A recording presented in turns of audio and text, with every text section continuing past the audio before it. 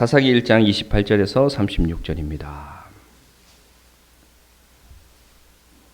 제가 28절 읽습니다. 이스라엘이 강성한 후에야 가나안 족속에게 노역을 시켰고 다 쫓아내지 아니하였더라.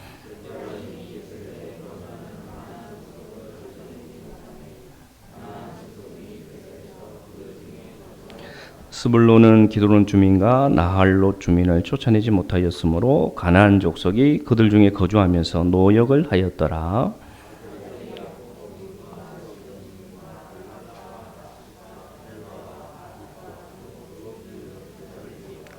아셀 족속이 그 땅의 주민 가나안 족속 가운데 거주하였으니 이는 그들을 쫓아내지 못함이었더라.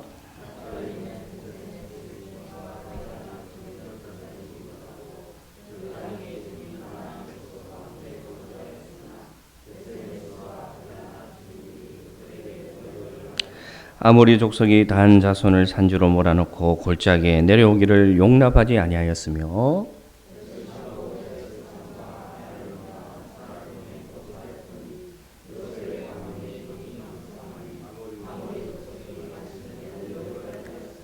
아모리 족속의 경계는 아그라빔 비탈의 바위부터 위쪽이었더라.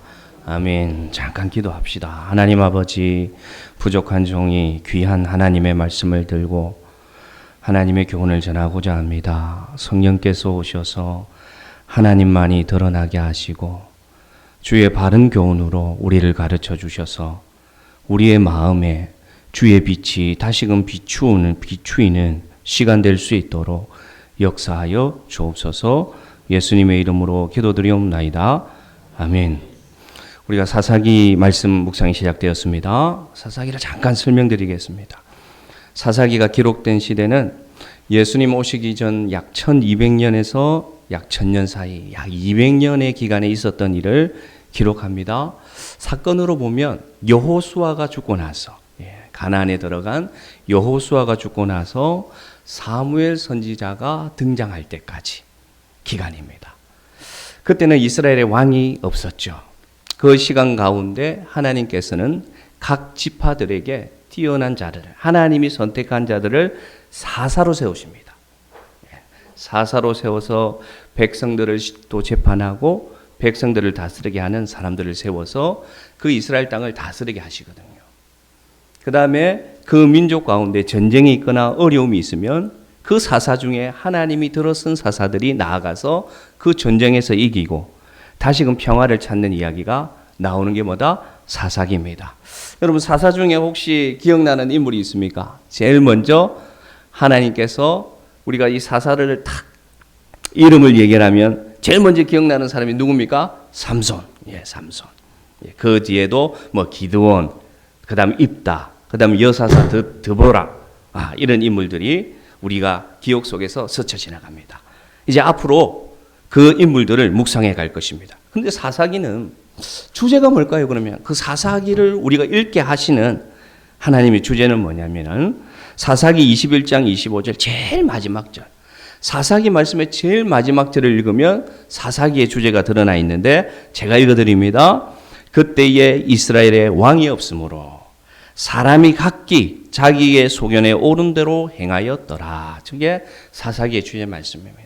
오늘날의 말로 말씀드리면 그때에 이스라엘에는 왕이 없으니 사람들이 다 자기 마음에 원하는 대로 살더라. 저게 사사기 말씀의 주제입니다. 그래서 많은 목사님들이 저 사사기의 시대가 오늘날 이 현대의 그리스도인의 시대와 너무 유사하다. 왕이 없는 시대. 그래서 자기 마음대로 살아가는 시대. 그렇게 얘기합니다. 그래서 사사기에는 여러 가지 사건들이 등장하는데 일정한 패턴이 있습니다. 패턴. 뭡니까? 하나님을 떠납니다. 그리고 우상을 섬깁니다. 그러니 어떤 일이 생기느냐?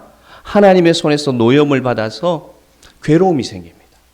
괴로움이 생기면 이스라엘 백성들이 어떻게 하느냐? 부르짖어 기도합니다. 하나님 살려주십시오. 기도합니다. 그러면 어떤 일이 생각합니까? 하나님이 마음을 긍휼히 품고 사사를 세워서 그 괴로움의 문제를 해결해 주십니다. 그러면 다시 평화가 찾아와요. 다시 평화가 찾아오면 어떻게 됩니까? 다시 타락합니다. 다시 우상 섬기고 다시 죄 짓습니다. 그럼 어떻게 됩니까? 또 괴로움이 찾아옵니다. 또 그러면 어떻게 합니까? 부르짖습니다. 그러면 하나님이 다시금 살리는 이 구조가 계속해서 반복되는 게 사사기의 이야기다. 근데 그냥 반복되는 것이 아니라 점점 그 형편들이 악해지고 점점 그 형편들이 추락하게 되는 이야기가 뭐다? 사사기다. 굉장히 재미있고 굉장히 다이나믹합니다. 넷플릭스보다 더 재밌습니다. 오징어 게임 저리 가랍니다. 꼭 묵상하시기를 바랍니다. 자, 그러면 오늘 보면 방금 제가 말씀드렸던 그 신앙의 구조를 한번 생각해 보겠습니다. 은혜가 충만하게 되고 회복이 되면 어느덧 익숙해지고 어느덧 하나님을 떠나고 죄를 짓습니다. 그러면 어느 날 내 마음에 공허가 찾아오면서 세상 가운데 깊이 들어가다 보니 죄가 나를 지배하게 됩니다. 그러면 괴로움이 찾아오고 기도합니다. 기도하고 그래서 하나님이 긍휼을 베푸셔서 회복하면 또 죄 짓습니다. 어떻게 보면 정도의 차이는 있지만 우리가 지금 믿음 생활하는 이 믿음 생활이 참 이 패턴과 닮아 있다는 것을 우리가 묵상하게 됩니다. 제가 말씀을 묵상하는 가운데 이 믿음 계속해서 이렇게 반복되어서 성장하지 못하는 믿음, 자라지 못하는 믿음을 제자리 믿음이라 이름 짓게 되었습니다. 제자리 믿음. 그러면 왜 우리는 하나님을 믿는데 믿음의 연수는 계속해서 늘어나고 있는데 이 제자리를 벗어나지 못하는 다람쥐 쳇바퀴 돌듯이 성장하지 못하는 계속해서 반복되는 실수를 범하는 그런 불행한 믿음을 가지고 살아가게 될까요? 왜 그럴까요? 그 시작점이 원인이 오늘 읽은 말씀 본문입니다. 한 본문을 여러분 눈으로 한번 잠깐 보시기 바랍니다. 이 본문을 읽으면 제자리 믿음을 가질 수밖에 없는 이유가 딱 등장합니다. 오늘 본문을 눈으로 잠깐 읽을 때 계속해서 반복되는 단어를 찾으면 됩니다. 계속해서 반복되는 구절 한번 찾아보시겠습니까? 예, 아주 눈이 빠르신 분들이 계시네요. 계속해서 각 절마다 하나님께서 반복해서 말씀하시는 것이 뭐다? 그 주민을 마지 못했다, 쫓아내지 못하더라 되어 있습니다. 쫓아내지 못했다. 그러면 우리가 제자리 믿음에 빠져버릴 수밖에 없는 이유는 뭐냐? 쫓아내지 못해서입니다. 쫓아내지 못해서이다. 그 원인을 오늘 가르쳐 줍니다. 쫓아내지 못했다. 아니, 무엇을 쫓아내지 못했다고요? 가나안 족속들을. 이런 의문이 들죠. 아니, 사랑의 하나님이, 화평의 하나님이, 아니 그 가나안 족속 무슨 죄가 있다고? 아니 같이 살면 되잖아요. 같이 살면 되잖아요. 사이좋게. 왜 하나님은 다 쫓아내라고 하실까? 왜 그렇게 하나님은 이중적일까? 그런 생각이 들지 않습니까? 이유를 설명합니다. 왜 하나님은 그 백성들을 쫓아내라고 하셨느냐? 그 사람들이 미워서가 아니라 그 사람들이 살아가는 방식을 쫓아내라는 것입니다. 뭡니까? 이들은 하나님을 믿지 않고 우상을 숭배하고 그래서 늘 죄를 짓고 삽니다. 그래서 결국에는 그들과 함께 살아가면 죄에 물들고 죄에 물들면 하나님을 떠나고 하나님을 떠난 인생은 패망하고 그래서 결국 죽어올 수밖에 없으니까 하나님은 그 민족들을 쫓아내라고 말씀하신 거예요. 여기 참 중요한 의미가 있습니다. 그러면 우리가 제자리의 믿음을 가지고 살아갈 수밖에 없는 이유는 뭐냐? 쫓아내지 못하기 때문에 그러던 건데 그 쫓아내야 될 것이 뭐냐? 오늘 이 가나안 족속을 대비해서 우리에게 적용하면 되겠죠. 뭡니까? 우리에게 죄를 짓게 하는 것을 쫓아내야 된다는 것입니다. 우리에게 하나님을 떠나게 하는 것을 쫓아내게 떼야 된다는 것입니다. 우리가 하나님께 예배 드릴 때 예배에 방해가 되는 것을 우리 삶에서 뭐하라? 쫓아내야 된다는 것입니다. 여러 가지가 있을 수 있습니다. 그것이 뭡니까? 물질일 때도 있습니다. 이 물질의 집착이 우리가 하나님께 예배드리지 못하도록 믿음이 들어가지 못하도록 방해할 때가 있습니다. 때로는 불행하지만 사람일 때도 있습니다. 이 사람과의 관계가 상처가 되고 사람과의 관계에서 왜곡이 되어서 내 안에 믿음이 들어가지 못할 때도 있습니다. 때로는 환경이 될 때도 있습니다. 그것이 일이 될 수도 있고요. 내가 어릴 때부터 자라면서 자연히 나에게 습득된 가치관이 될 수도 있고요. 그것이 습관이 될 수도 있습니다. 그 모든 것들을 오늘 쫓아내지 못하면 어떻게 되느냐? 어떻게 됩니까? 제자리의 믿음을 계속해서 살아가고 점점 그 믿음이 추락해가는 그런 불행한 신앙이 될 수밖에 없다는 것입니다. 근데 참 재미있는 것은 하나님은 오늘 이 쫓아내지 못했다는 표현을 쫓아내지 않았다 이렇게 얘기합니다. 사사기 1장 28절 한번 보겠습니다. 오늘 말씀 중에 핵심 말씀. 사사기 1장 28절 같이 읽습니다. 시작. 다 쫓아내지 아니하였더라 이렇게 얘기합니다. 내 입장에서는 못한 거예요, 여러분. 아주 중요한 의미가 있습니다. 내 입장에서는 내가 힘이 없어서 능력이 없어서 기도가 부족해서 나는 못한 거예요. 그런데 하나님은 어떻게 보시느냐? 쫓아내지 못했다가 아니라 쫓아내지 아니하였더라. 굉장히 중요한 의미가 들어가 있습니다. 그러면 다시 본문으로 들어갑니다. 제자자의 믿음을 우리가 살아가는 이유는 뭐냐? 쫓아내지 못했기 때문인데 그러면 우리가 한 번 더 깊이 들어가야죠. 어떤 질문을 던져야 되느냐? 그렇다면 이스라엘 백성은 하나님께서 쫓아내라고 했을 때 왜 못 쫓아냈을까? 왜?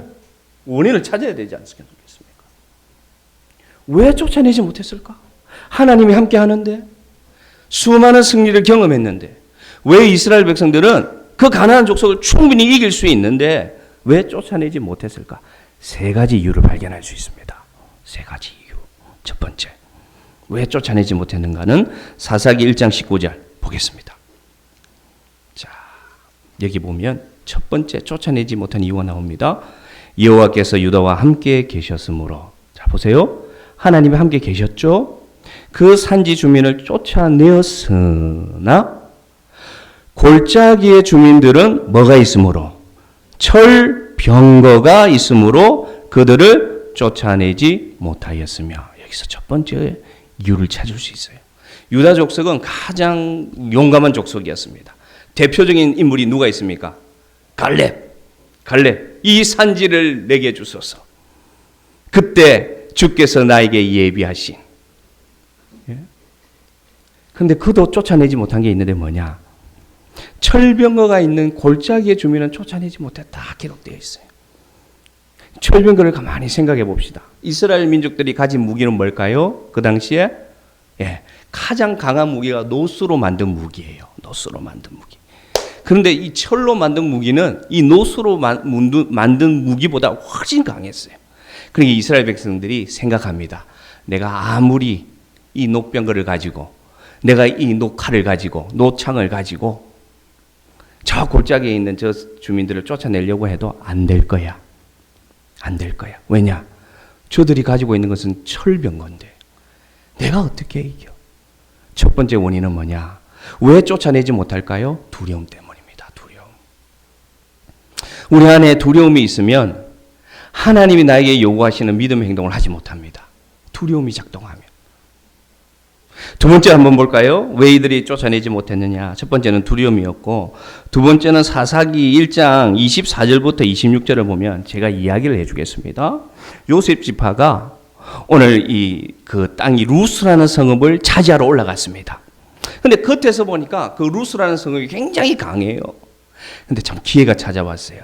한 가족이 그 성에서 나오는 거예요. 그래서 칼을 갖다가 딱 들이내면서 뭐라고 했느냐? 야, 저 성읍에 들어가는 문을 나에게 가르쳐 주라. 그 들어가는 입구를 우리에게 가르쳐 주면 너의 가족은 내가 살려주마. 이렇게 합니다. 그러니까 이 가족이 어떻게 합니까? 가르쳐 줍니다. 예, 저 오른쪽으로 돌아가서 작은 틈이 있습니다. 그쪽으로 들어가면 저 루스 성을 이길 수 있습니다. 가르쳐 줍니다. 근데 그대로 해서 승리를 했어요. 그런데 문제는 뭐냐? 하나님께서 다 쫓아내라고 했거든요.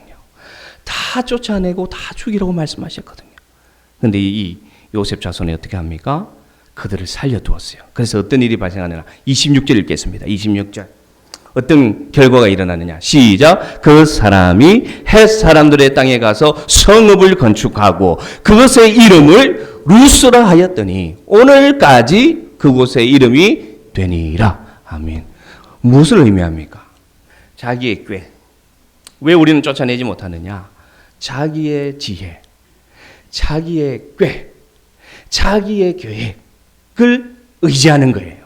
하나님의 말씀과 하나님의 주신 감동보다 자기 생각, 자기 경험, 자기 꾀를 앞서다 보니까 자기는 저렇게 하면 완전히 이길 줄 알았다면 어떻게 됩니까? 그 루스라는 성읍을 이겼는데 26절 어떻게 됩니까? 다른 루스라는 성읍이 생겨버리는 일이 발생합니다. 믿음의 경우에도 이런 경우 많이 있습니다. 믿음의 경우에도 이런 경험이 많이 있습니다. 첫 번째는 두려움이었고 두 번째는 자기 꾀를 의지하는 신앙은 쫓아내지 못합니다. 세 번째로 우리가 왜 쫓아내지 못하는가를 또 이 사사기를 통해서 알 수 있는데 28절 한 번 더 읽읍시다. 아까 읽은 말씀입니다. 왜 쫓아내지 못했는지를 딱 설명합니다. 28절 제가 읽을게요. 이스라엘이 강성한 후에야 가나안 족속들에게 노역을 시켰고 다 쫓아내지 아니하였더라. 왜 쫓아내지 못했느냐? 이스라엘 민족은 자기 눈앞의 이익 때문에 안 쫓아냈습니다. 당장에 자기 눈앞에 이익이 있으니까 믿음보다 하나님의 말씀보다 하나님의 감동보다 당장 자기 앞에 그 이익이 보이는 거예요. 돈이 보이는 거예요. 유익이 보이는 거예요. 그러니까 어떻게 하느냐? 안 쫓아내면 내가 힘들게 노동해야 되는 것들을 저 사람들이 대신 할 수 있어. 그러면 그 시간에 나는 쉴 수 있고 나에게 유익이 돼. 그래서 어떻게 했더라? 순종하지 않고 쫓아내지 아니했더라.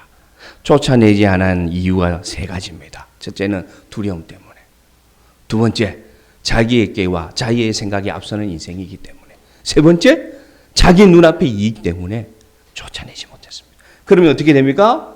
신앙이 늘 제자리예요. 제자리. 그러면 목사님, 그 제자리 믿음이 뭐가 도대체 문제입니까? 그래도 믿는 것인데 얼마나 귀합니까? 말할 수 있지만 그 제자리 믿음의 결과를 또 사사기를 보면 알 수 있습니다. 쫓아내지 아니하면 어떤 일이 발생하는지 사사기 말씀에 나와 있는데 한번 보겠습니다. 사사기 1장 27절. 사사기 1장 27절. 같이 길지만 읽어봅시다. 시작. 므낫세가 베스왕과 그의 딸린 마일들의 주민과 다낙과 그의 딸린 마일들의 주민과 돌과 그의 딸린 마일들의 주민과 이블름과 그의 딸린 마일들의 주민과 무깃도와 그의 딸린 마일들의 주민들을 쫓아내지 못하매 결과를 말하죠. 뭐라고 합니까? 가나안 족속이 결심하고 그 땅에 거주하였더니. 아멘. 자 보세요. 쫓아내지 못하니까 이 가나안 족속들이 어떻게 하느냐? 야, 저래 봐야 두려워서, 저래 봐야 자기 꾀를 따르고, 저래 봐야 자기 욕심이 앞서는 사람들이야. 그러니 겁먹을 필요 없어 하고 어떻게 하느냐? 결심하고 이제는 그 안에서 안 나가는 거예요. 우리도 그렇습니다, 여러분. 우리도 하나님께서 감동 주실 때 양심의 가책도 주시고 목사님의 말씀을 통해서 설교 시간에도 주실 때도 있고요. 말씀을 묵상하는 가운데도 감동이 들 때 하나님께서 기뻐하지 않는 것을 쫓아내지 않으면 어떻게 되냐? 고차가 됩니다. 그것이 안 나갑니다.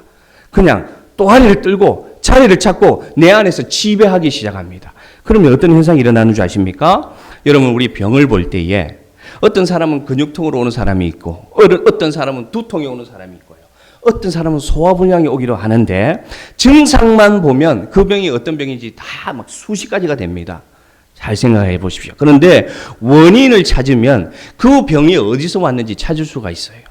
그래서 그 근육통이, 그 소화불량이, 그 두통이 머리가 문제가 아니고요. 소화기관이 문제가 아니고요.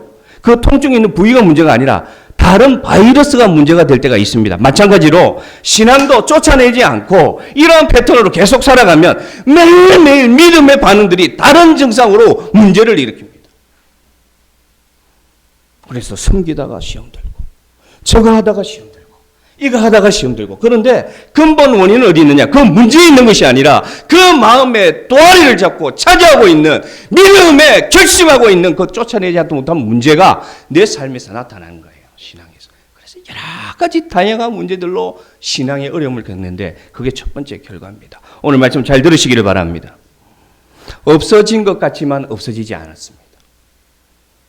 그래서 시기를 따라서, 모습을 따라서, 증상을 따라서 내 몸에 병이 오는 것처럼 신앙도 그런 현상이 나타나게 된다. 뭐 하지 못하면 쫓아내지 않으면. 이게 첫 번째 제자리 믿음의 폐해입니다. 제자리 믿음의 폐해. 두 번째, 이 쫓아내지 않으면 어떤 믿음을 살게 되느냐? 사사기 1장 34절과 2장 3절인데 제가 읽어드립니다. 아모리 족속이 단 자손을 산지로 몰아넣고, 잘 보세요. 단 자손이 이스라엘 백성입니다. 아모리 족속은 가나안 족속이에요. 어떤 일이 발생하느냐? 아모리 족속이 누구를? 단 자손을 산지로 몰아넣고 골짜기에서 내려오기를 용납하지 아니하였으며. 어떤 일이 발생합니까? 쫓아내지 아니하면은 어떤 일이 발생하느냐? 그 문제가 나를 지배합니다. 내가 그 문제를 지배하는 믿음이 아니고 능히 이길 수 있는 능력이 있는데, 하나님이 함께 하시고 하나님이 나에게 능력을 주셨는데 쫓아내지 아니하면 어떤 폐해가 오느냐? 그 문제가 나를 지배합니다. 그래서 오늘 본문에 보면 아모리 족속이 도리어 누구를? 이스라엘 백성인 단 자손을 골짜기로 밀어 넣어버립니다. 못 나오게 하는 거예요. 이런 믿음의 폐해가 우리 가운데 있을 때가 있습니다. 충분히 내가 이길 수 있는 능력과 은혜를 나에게 주셨는데 나에게 그것을 쫓아내지 못하면, 그 문제를 쫓아내지 못하면 그 문제가 나를 지배합니다. 부정의 감정이, 불신의 감정이, 미움과 다툼의 감정이 나를 지배합니다. 이 두 번째 폐해입니다. 세 번째 가장 심각한 폐해가 발생하는데 뭐냐? 사사기 2장 10절, 15절 제가 읽어드립니다. 어떤 일이 발생하느냐? 그 세대의 사람도 다 그 조상들에게 돌아갔고 그 후에 일어난 다른 세대는 여호와를 알지 못하며 여호와께서 이스라엘을 위하여 행하신 일도 알지 못하였더라. 저는 이 말씀을 읽는 가운데 쿵 하고 가슴에 다가왔어요. 하나님이 명령하신 그 쫓아내지 못하는 제자리 신앙이 되면 그 결과입니다. 그 결과가 뭐냐? 우리가 다 죽고 하나님께로 돌아가고 나면, 그런 제자리 믿음으로 살다가 하나님께 부르심을 받고 가고 나면 어떻게 되느냐? 다음 세대를 남기는 것이 아니라 어떤 세대를 남기게 된다? 저 단어를 보세요. 뭐라고 되어 있습니까? 크게 말해보세요. 어떤 세대? 다른 세대를 남기게 됩니다. 굉장히 의미가 차이가 있습니다. 우리 새벽기도에도 나눴는데, 자 보세요. 우리가 그 제자리 믿음에서 벗어나지 못하고 매일 다람쥐 채바퀴 돌듯 쫓아내지 못하는 그런 발목 잡힌 신앙을 살아가면 그것이 우리를 지배하고 그것이 우리를 누르는 그런 잘못된 신앙을 계속해서 살아가면 어떤 일이 발생하느냐? 우리의 다음 세대가 누구를 알지 못한다? 여호와를 알지 못하고, 여호와께서 이스라엘을 향해서, 우리를 향해서 일으킨 일도 알지 못하는 세대가 되어버린다. 우리의 자녀들이, 우리의 다음 세대가 아는 것이 아니라 다음 세대 믿음을 따라 믿음이 유지되고 믿음이 이어지는 세대가 되는 것이 아니라 어떤 세대가 된다? 다른 세대가 되어버린다는 것입니다. 지금 한국의 기독교에 우리의 다음 세대가 없습니다, 여러분. 우리의 다음 세대가 끊어지고 있습니다. 그래서 우리의 신앙이 우리 자녀들에게로 이어지지 못하고 있다는 것입니다. 그것을 하나님 어떤 세대를 부른다? 다른 세대라 부른다. 나와 상관없다는 겁니다, 이제는. 엄청난 결과입니다, 여러분. 그렇게 되고 다른 세대가 되면 어떤 결과가 일어나느냐? 사사기 2장 15절 보십시오. 어디로 가든지 여호와의 손이 그들에게 복을 줍니까? 재앙을 줍니까? 성경에 기록되어 있어요. 제가 지어낸 거 아닙니다. 다른 세대가 되면 어떻게 되느냐? 어디로 가든지 여호와께서 그들에게 복을 주는 게 아니라 재앙을 내려가지고 결국 어떻게 되냐? 그들의 괴로움이 심히 가만하지다. 그래서 괴로운 인생이 되는 거예요. 쉽게 말하면. 괴로운 인생. 하나님의 믿음이 이어지지 못하고 우리가 쫓아내지 못하는 이 어떻게 보면 절름발이 신앙으로 계속해서 살아간다면 서서히 우리의 믿음도 추락하고 낮아지면서 형편없어지는 것뿐만 아니라 어떤 일이 생기느냐? 우리의 다음 세대가 다른 세대가 되어버릴 수밖에 없다. 그래서 여러분, 우리는 이 쫓아내야 될 것을 과감히 쫓아내는 결단이 필요합니다. 여러분의 다음 세대가 다른 세대 되기를 원합니까? 여기 있는 우리 성도들 중에 내 자녀가 다른 세대 되기를 원합니다 하는 사람이 누가 있겠습니까? 하나님은 오늘 저기 다른 세대라는 단어를 사용하셨어요. 저도 놀랐습니다. 묵상하는 가운데. 왜 하나님 다음 세대라고 안 하실까? 왜 다른 세대라고 하셨을까?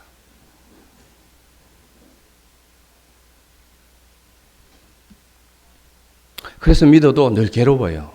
믿어도 기쁨도 없고 확신도 없고 내가 왜 예배를 드려야 되는지 전혀 그런 게 없어요. 저도 그랬죠. 저도 방황할 때 목사의 아들이라는 타이틀이 저에게 반발심으로 일어났어요. 목사님 아들. 그래서 주일날 교회에 가서 앉아 있는데 맨날 다른 생각하고 있어요. 다른 생각. 오늘 우리 친구들 만나서 오늘 저 원동에 텐트 치고 놀아야 되는데 설교가 언제 끝날까?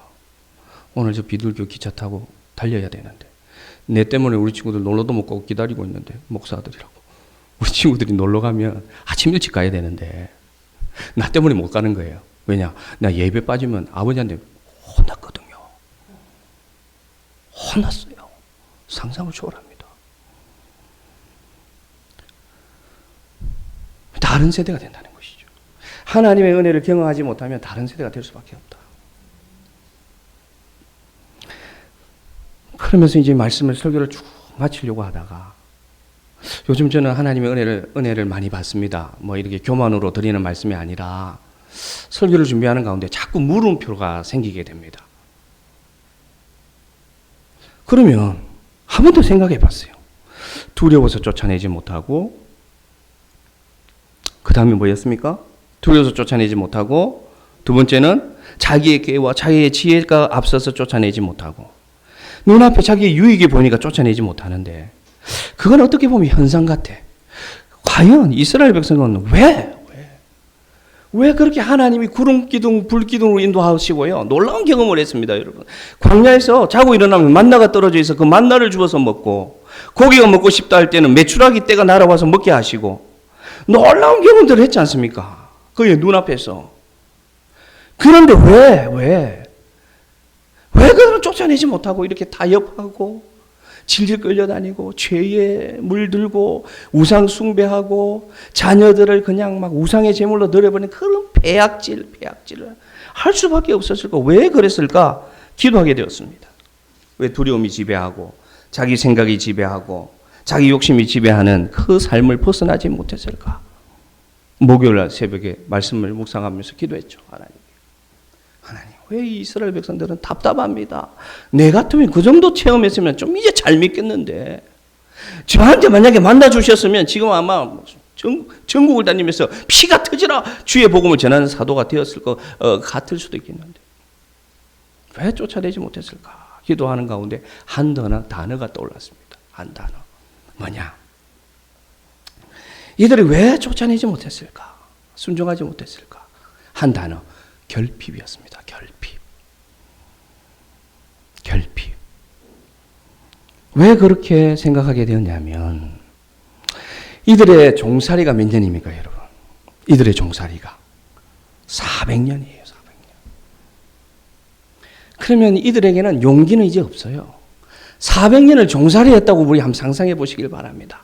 우리는 단지 일제시대 40년을 거쳐서도 그 두려움과 그 고통을 이겨내는데 어려움이 당했는데 400년을 종살이한 그 종살이의 DNA가 자기들을 지배하니까 자기들에게는 용기가 없는 거예요. 늘 채찍질 맞았고 늘 지배당했고 늘 억압당하는 인생을 살다 보니까 하나님이 함께 계신다고 말씀해도 용기란 유전자가 결핍되어 있었다는 것입니다. 복종하는 게 길들여져 있었어요. 복종하는 게. 그러니까 이기고 다스리라고 하니까 힘든 거예요. 결핍입니다. 결핍. 내 소유가 하나도 없는 종살이를 살았습니다.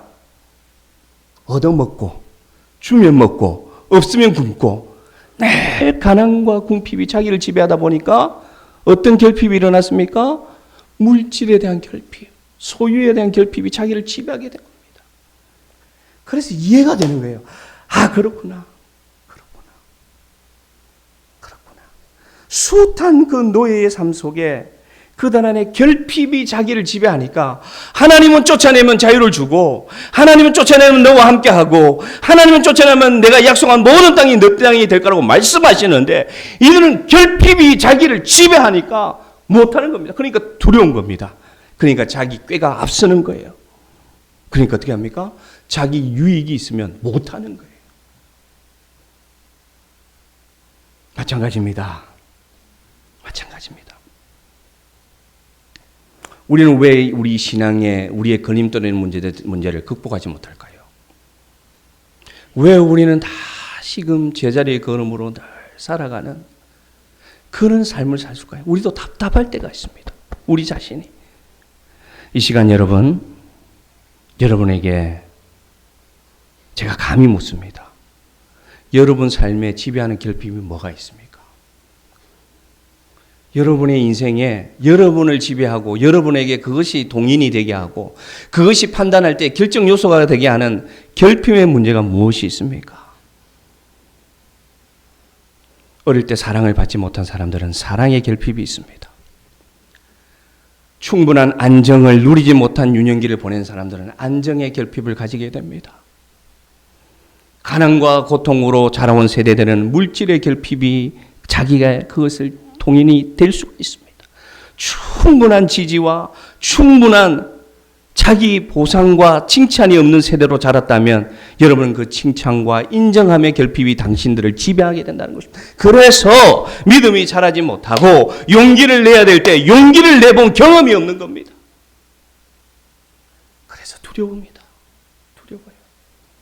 하나님은 나에게 나타나셔서 용기 내라고 이겨내라고 말씀하시는데 내가 이겨내본 경험이 없는 거예요. 그래서 힘이 드는 거예요. 저에게도 이 용기의 결핍이 있습니다. 분명히 있습니다.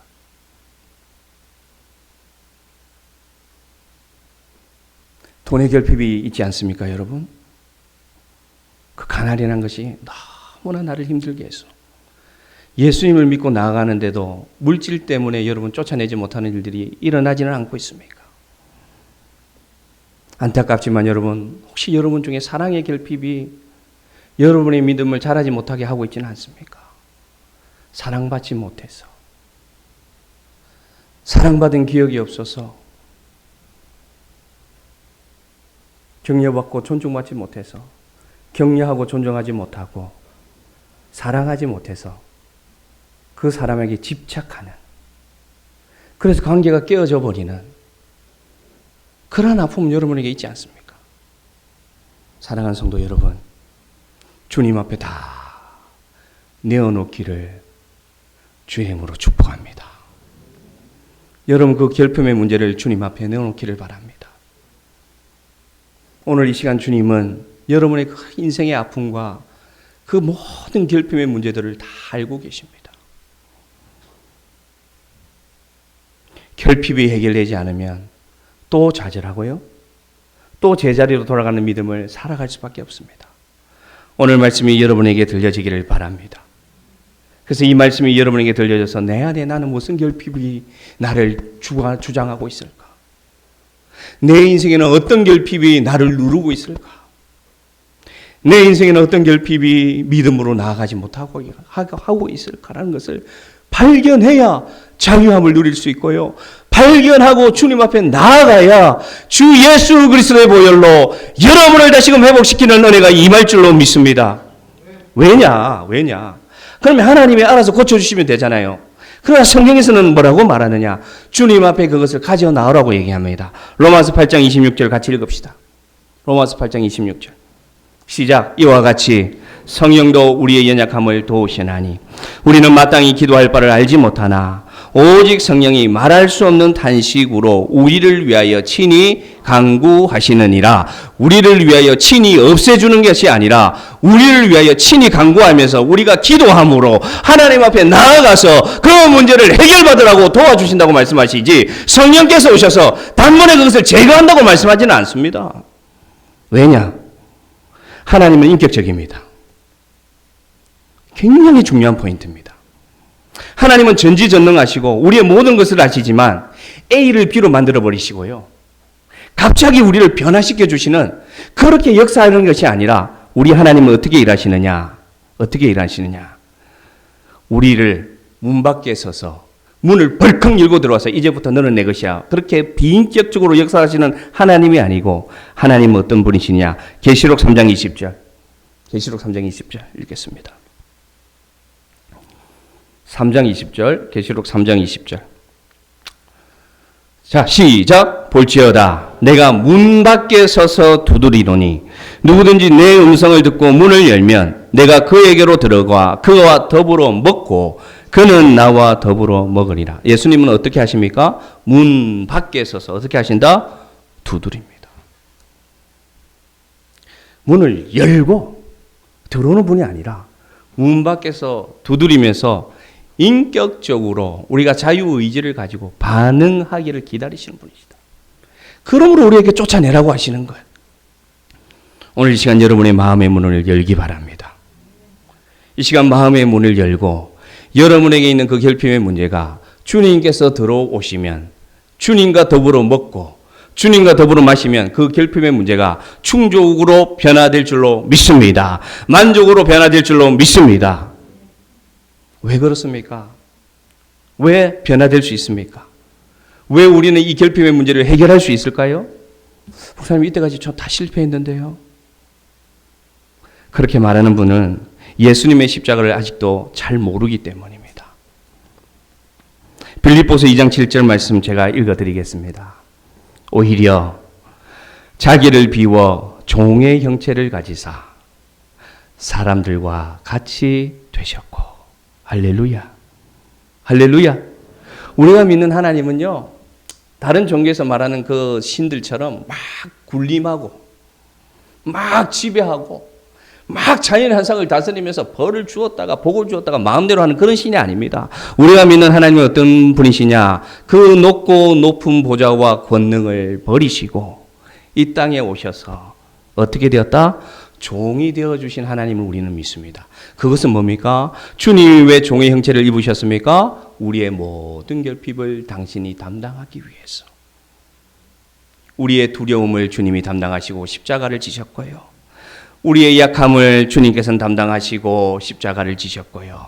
우리의 배고픔, 우리의 목마름, 우리 관계의 깨어짐, 결핍, 사랑의 결핍을 다 친히 그 몸에 담당하시고 우리에게는 만족을 주시기 위해서 십자가를 지신 그 주님을 믿습니다. 그것이 십자가입니다. 그것이 십자가 복음이기 때문에 우리의 결핍의 문제를 발견했다면 십자가 앞에 내어놓으면 주께서 우리를 다시금 회복하여 주실 줄로 믿습니다. 아멘. 그게 십자가 복음이죠. 십자가 복음이죠. 그러면 우리의 믿음은 변화될 수 있습니다. 그러면 우리는 더 이상 두려움이 나를 지배하지 않습니다. 나의 깨와 나의 생각이 나를 지배하지 않습니다. 나의 욕심이 나를 지배하지 않습니다. 오직 십자가의 은혜가 나를 지배하게 되면 희한하게도 정말 형편없는 것이 십자가인데, 정말 비참한 것이 십자가인데, 정말 실패한 사람들의 표상이 십자가인데도 오히려 십자가가 내 마음에 들어오고 십자가가 나를 지배하기 시작하면 나에겐 두려움이 떠나가는 역사가 일어난다는 것입니다. 나에겐 어리석음이 떠나가고 주님이 주시는 지혜가 나를 다스리기 시작한다는 것입니다. 내 인생에 끊임없이 괴롭히는 문제들이 떠나가고 하나님이 주시는 평안이 내 안에 깃드는 역사가 일어날 줄로 믿습니다. 믿습니다. 오늘도 이 데시벨이 올라갔습니다. 한 설교를 제가 들을 때마다 목소리 왜 저렇게 찢어지냐 어제 반성했는데 또 올라갔네요. 이해 바랍니다. 그러나 하나님께서 여러분에게 꼭 말씀하십니다. 오늘 말씀의 결론입니다. 나에게 있는 결핍이 주님 앞에 나오면 에너지가 됨을 믿으시기를 바랍니다. 나에게 있는 결핍을 십자가에 내어놓으면 하나님은 그것을 사용하십니다. 그래서 이 기독교가 놀라운 것입니다. 그래서 예수님이 놀라운 것입니다. 예를 들어볼까요? 사랑이 없는 자가요, 예수님의 사랑을 만나면 사랑하기 시작합니다. 그래서 자기가 친히 사랑하지 못하는 사람들을 사랑하기 시작합니다. 물질의 결핍이 있는 자가 예수님을 만나면 그 없는 물질을 쪼개서 나누는 사람이 됩니다. 그게 공부한다고 될까요? 안 됩니다. 자기 유익을 쫓아가던 인생이 예수 그리스도의 십자가를 만나면 하나님의 영광을 위하여 자기 것을 포기하는 인생, 참만족을 누리는 인생으로 변화된다는 것입니다. 그러므로 주님 앞에 내어놓는 결핍은 나를 변화시키고 나를 예수 닮게 하고 나를 주님께로 나아가는 강력한 도구가 됨을 믿습니다. 그래서 사사기를 읽으면 여러분, 사사들이 다 결핍이 있는 사람들을 하나님께서 사용하십니다. 묵상하시기 바랍니다. 다 결핍 있는 사람을 하나님이 세워서 그 시대의 사사로 쓰시는 이야기가 뭐다? 그래서 사사기는 뭐냐? 결핍의 복음이다. 결핍 있는 자를 들어서 사용하시는 하나님. 이 시대도 마찬가지입니다. 이 시대도 결핍 있는 자를 하나님께서 들어서 사용하고 계심을 믿습니다. 하나님 앞에 내어놓으시기를 바랍니다. 그러면 하나님은 여러분의 결핍을 예수 그리스도의 능력으로 변화시켜 주실 준비가 되어 있다는 것을 기억하시기를 바랍니다. 찬양하겠습니다.